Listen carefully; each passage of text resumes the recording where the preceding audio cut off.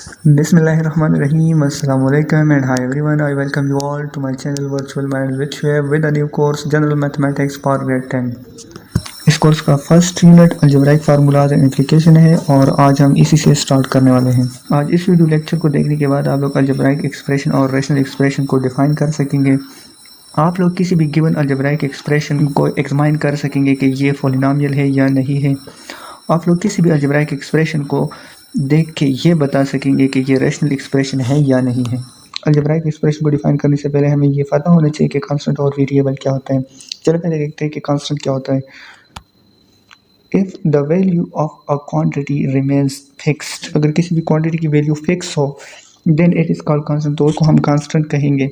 जैसे कि 0 +1 -1 +2 -3 etcetera, they are called constant. अब वेरिएबल को देखते हैं कि वेरिएबल क्या है।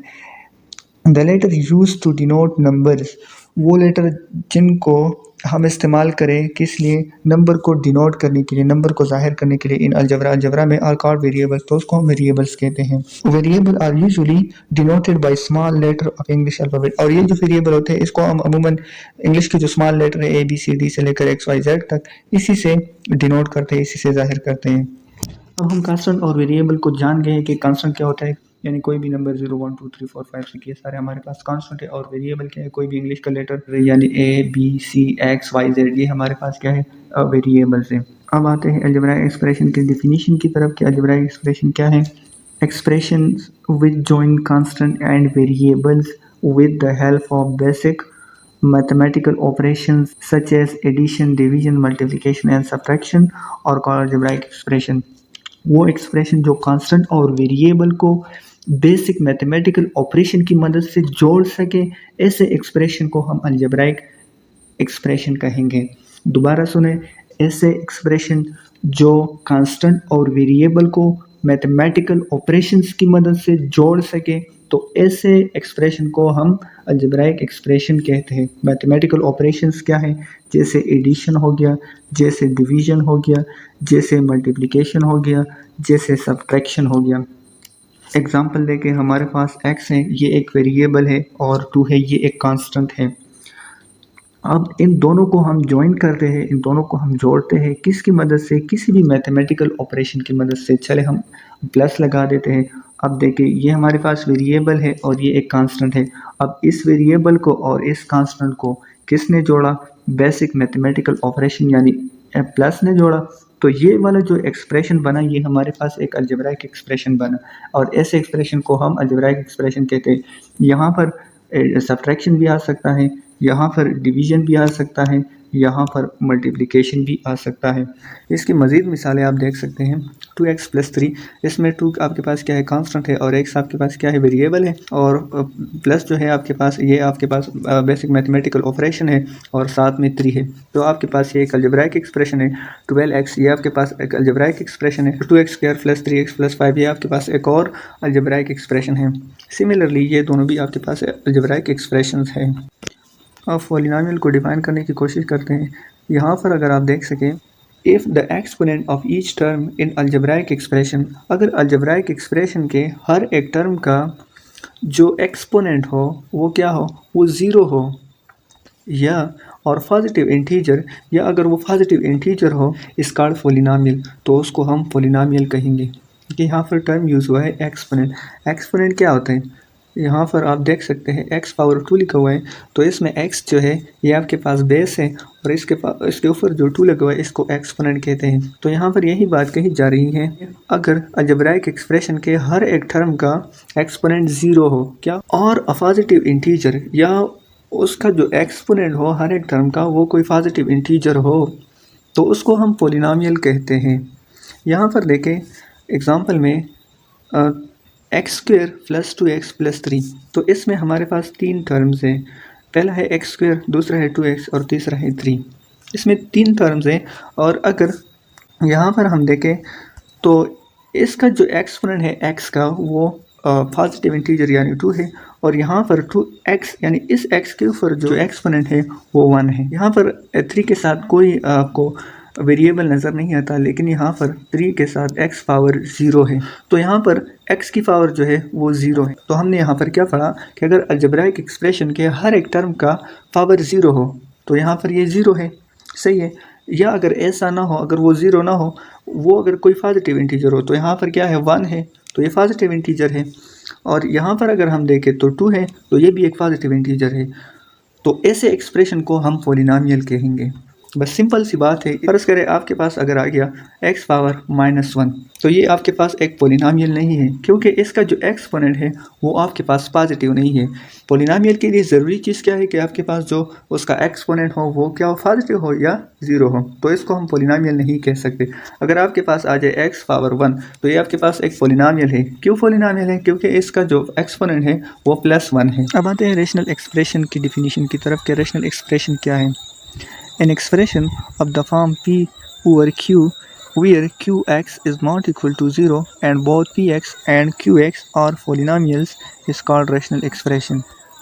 देखिए, कोई भी एक्सप्रेशन जिसको हम p और q की शक्ल में लिख सके, जहाँ पर q आपके पास यानी ये जो आपका डिनोमिनेटर है ये आपके पास 0 के इक्वल ना हो, और यहाँ पर ये p और ये q दोनों आपके पास पॉलिनॉमियल्स हो, तो ऐसे एक्सप्रेशन को हम रैशनल एक्सप्रेशन कहेंगे। देखिए यहाँ पर है p और q फॉर्म, इससे मुराद फ्रैक्शन है। फ्रैक्शन क्या होता है?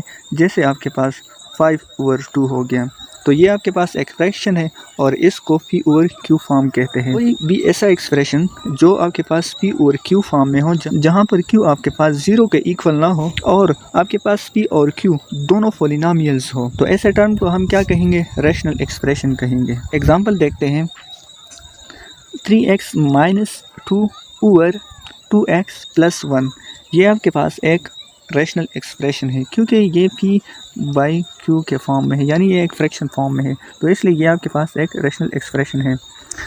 अब आते हैं एक्सरसाइज 1.1 की तरफ। इसमें जो क्वेश्चन नंबर 1 है वो है which expressions behave like a rational number in the following expression. नीचे हमारे पास एक्सप्रेशंस दिए हुए हैं और इसमें हमसे ये पूछ रहा है कि इनमें से कौन सा एक्सप्रेशन जो है वो रैशनल एक्सप्रेशन जैसा बिहेव करता है, मतलब इसमें से कौन सा एक्सप्रेशन जो है वो आपके पास रैशनल एक्सप्रेशन है।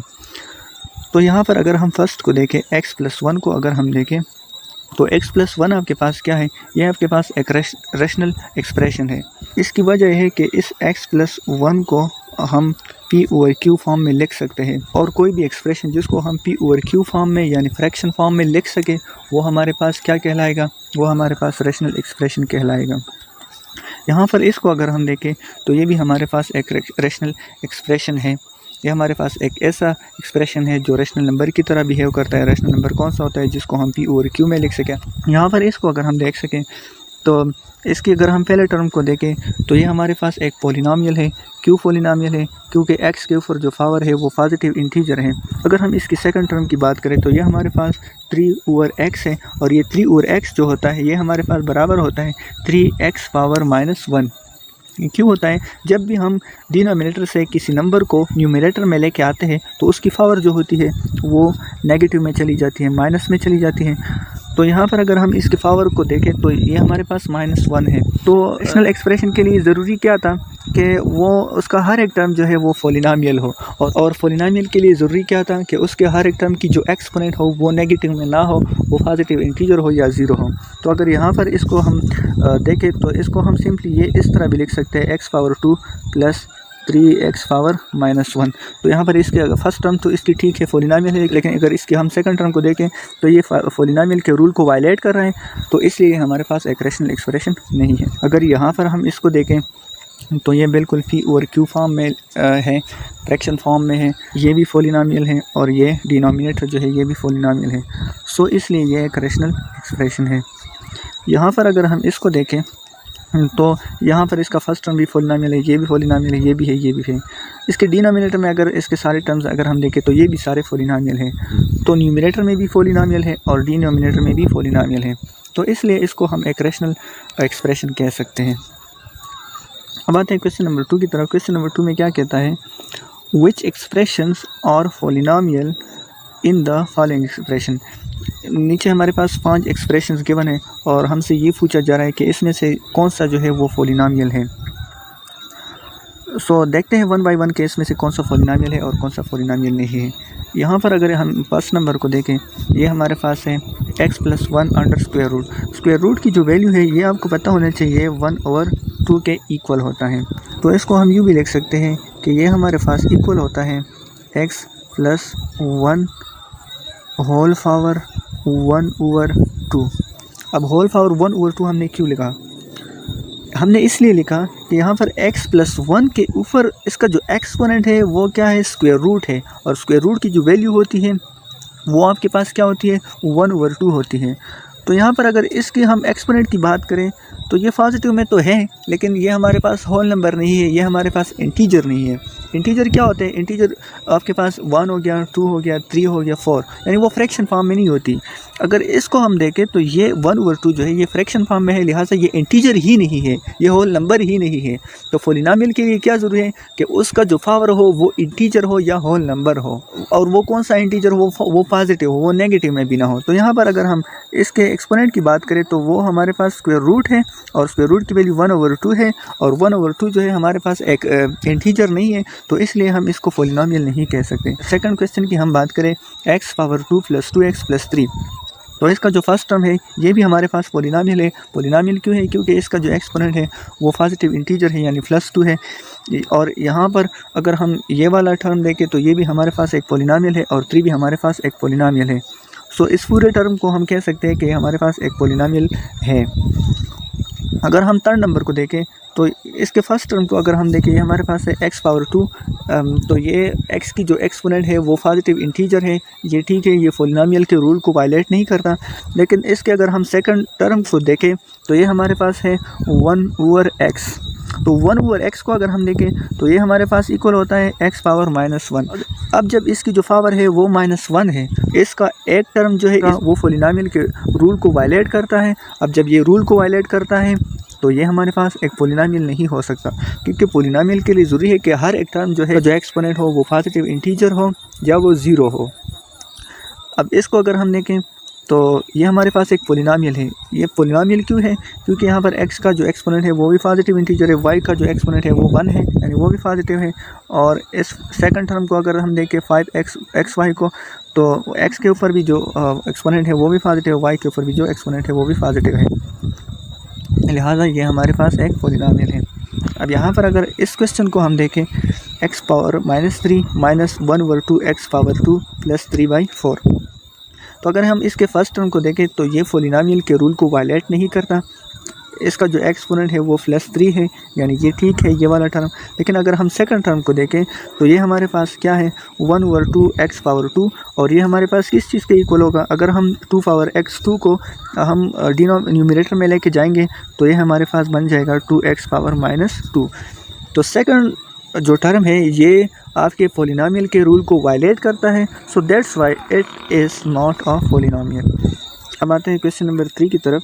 क्वेश्चन नंबर 3 में क्या कहता है कि which of the following are rational expression, case में से कौन सा जो है वो रैशनल एक्सप्रेशन है। अब रैशनल एक्सप्रेशन क्या है हम पहले भी डिफाइन कर चुके हैं कि कोई भी एक्सप्रेशन जिसको हम P और Q फॉर्म में लिख सकें, पर P और Q दोनों हमारे पास पॉलिनॉमियल हो और Q 0 को इक्वल ना हो, तो ऐसे एक्सप्रेशन को हम रैशनल एक्सप्रेशन कहेंगे। अगर हम यहाँ पर क्वेश्चन नंबर 1 को देखें तो ये हमारे पास एक रैशनल एक्सप्रेशन है। रैशनल एक्सप्रेशन क्यों है? क्योंकि ये P और Q फॉर्म में लिखा हुआ है, ये फ्रैक्शन फॉर्म में है, और इसका जो न्यूमरेटर है ये हमारे पास एक पॉलिनॉमियल है। ये पॉलिनॉमियल क्यों है? क्योंकि इसका हर एक टर्म जो है उसका जो एक्सपोनेंट है वो पॉजिटिव इंटीजर है।